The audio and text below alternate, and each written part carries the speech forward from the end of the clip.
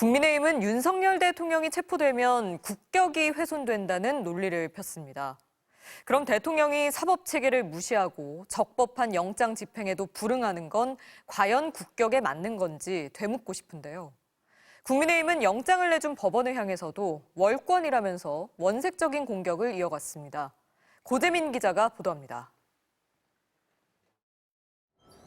윤석열 대통령에 대한 공수처의 체포영장 집행 시도에 국민의힘은 즉각 대단히 불공정하다, 월권이라고 주장했습니다.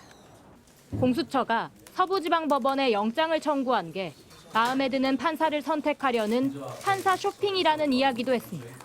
이번 사태는 한마디로 공수처와 정치판사의 부당거래입니다.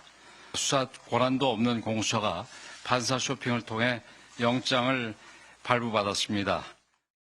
법원이 체포영장을 발부하면서 공수처의 수사권한 문제가 사실상 해소됐다는 게 중론이고 서부지법에 영장을 청구한 건 윤 대통령이 용산구에 살기 때문이라는 게 공수처의 설명이지만 이걸 무시하고 음모론에 가까운 주장을 펼치고 있는 겁니다.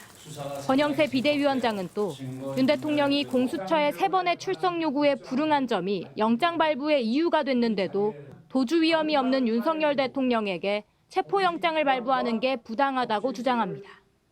형사소송법상 도주 위험은 구속영장의 요건이지 체포영장의 요건이 아닌데도 엉뚱한 논리를 들고 있는 겁니다.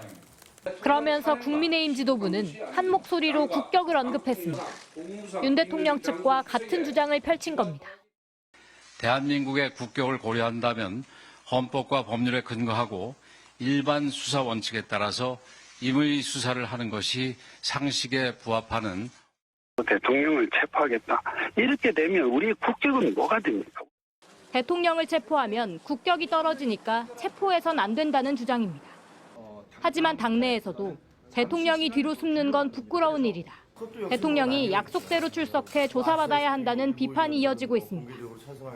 더불어민주당도 국민의힘이 내란 수계를 엄호하는 데 급급하다며 이럴 거면 차라리 당명도 내란의 힘으로 바꾸라고 비판했습니다.